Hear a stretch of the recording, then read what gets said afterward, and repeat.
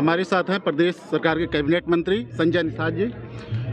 ये बताइए कि जो लोकसभा चुनाव हो रहा है, पिछली बार भी एक सीट आपको मिली थी, वो भी सिंबल भाजपा का था। क्या इस बार भी भाजपा के सिंबल पर वही एक सीट रहेगी, कुछ बदलेगा, परिवर्तन होगा? कभी त्रेता में निषाद भगवान राम निषाद राज ने सेना दिया था जीत के लिए। हम लोगों का जो खून है वो जीत वाला। बहुत सीट लेके हमारे नेता बने, जीते भी, लेकिन निषादों की जीत तब मिली जब उनकी पार्टी खड़ी और बड़ी हो गई और प्रधानमंत्री, मुख्यमंत्री, गृह मंत्री और राष्ट्रीय शीर्ष नेतृत्व इतना खड़ा बड़ा किया निषादों ने कि अपनी समस्याओं के समाधान के लिए उन्हें सपा बसपा कांग्रेस के सामने हाथ पसारना पड़ता था। उनके नेता को इंतजार करना पड़ता था कब मिलें, कब हमारा एक बार हमारी आवाज़। बड़ा आंदोलन करना पड़ता था हम लोग जैसे लोग।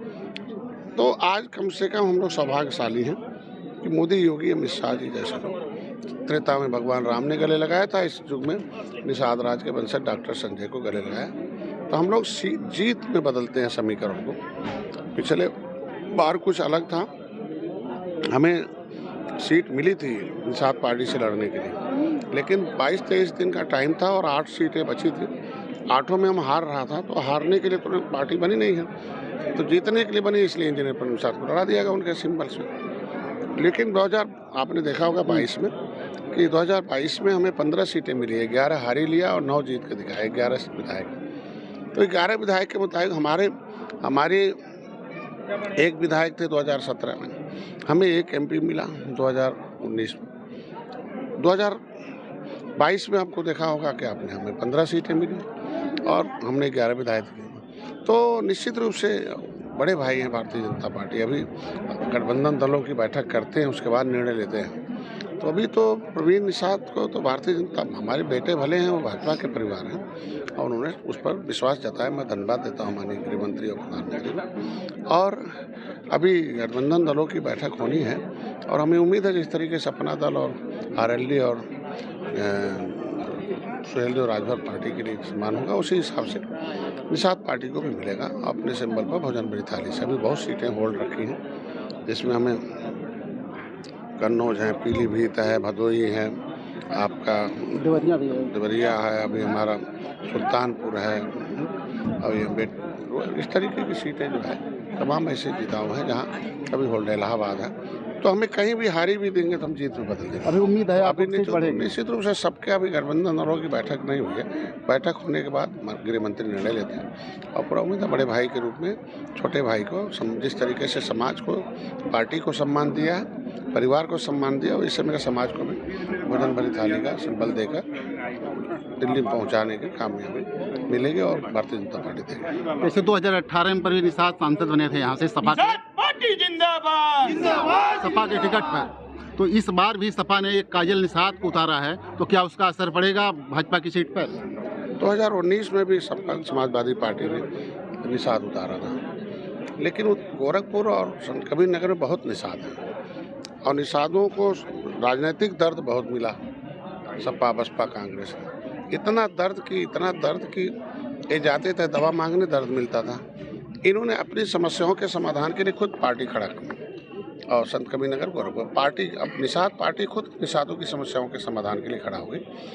अब इतना खड़ा बड़ा हो गया कि सीधे उनका वकील मोदी जी, अमित शाह तक इनकी नीति, नेता से नीति नहीं बनती है बल्कि पार्टी से नीति बनती है। और नीति बनाकर आपने देखा होगा कि कांग्रेस ने पूरे देश के निषादों के लिए 67 साल में 3000 करोड़ रुपए दिया था। अभी हम 6.5 साल में 41,500 करोड़ रुपए देंगे। मतलब हम गोरखपुर और संत कबीर नगर के लोग पार्टी खड़ी बढ़कर पूरे देश के निषादों के भला के लिए नीति बना रहे हैं। प्रधानमंत्री मत्स्य संपदा, फ्री का बीमा है, किसान क्रेडिट कार्ड है, मछुआ कल्याण कोष, मुख्यमंत्री संपदा योजना, तो ये उनके लिए शिक्षा, स्वास्थ्य, रोजगार, इलाज के लिए हम, मकान के लिए हम, तो ये नीति के साथ है। और जिसका नाम आप ले रहे हैं विपक्ष सपा ने 2015 में हम लोगों ने अपनी आवाज़ उठा रहे थे और कितनी गोली, 6 घंटे गोली मारी कि भाई मारा गया, निषादों की पिटाई कहते थे कितना, तब निषाद नहीं थे।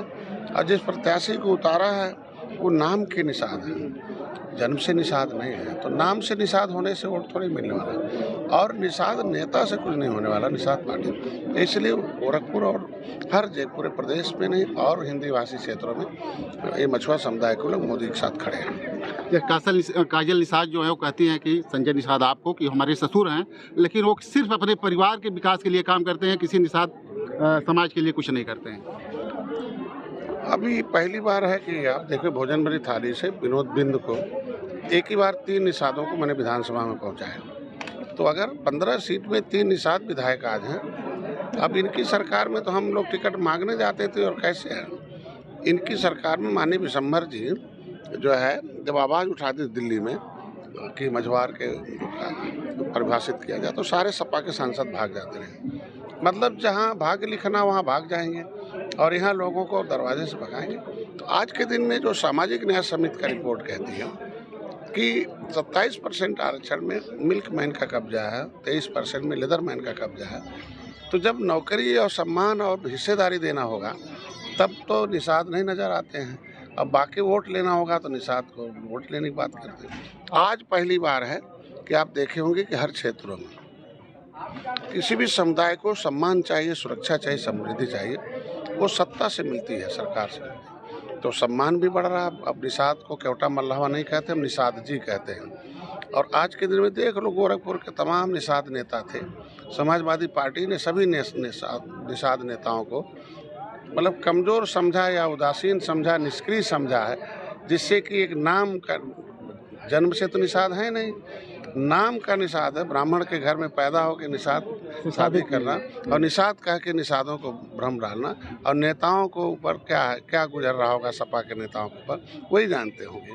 तो मतलब गोरखपुर के निषाद नेताओं पर विश्वास न जताकर एक तरीके से इस तरीके का करना, तो ये अब समाज धोखा खाने वाला नहीं है। नेता भले धोखा खा सकते हैं, अब समाज खुद का मोतियाबिंद का ऑपरेशन करके मैंने 13 किताबें लिखा है, पार्टी बनाया, कैडर बनाया, भाषण चलता हमेशा।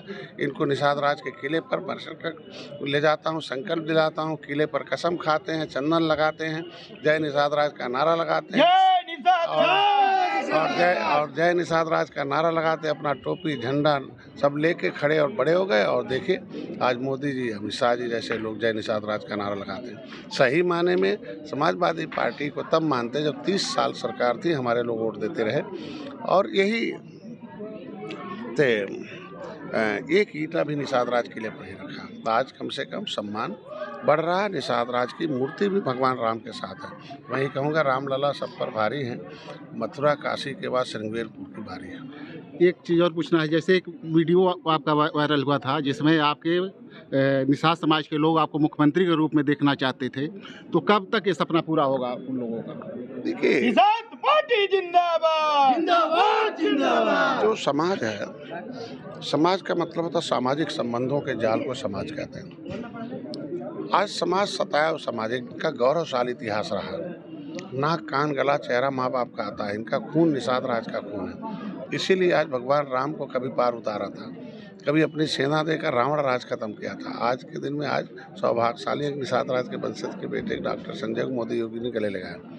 तो ये हमारे लोग हैं, इनकी इच्छा है कि जिसकी संख्या कम है अगर वो उत्तर प्रदेश का नेतृत्व कर सकता है तो भारतीय जनता पार्टी है, वो तो एक चाय वाले प्रधानमंत्री बना देते हैं। तो कभी अवसर मिलेगा तो निषाद के बेटे को भी कभी बनाएगी।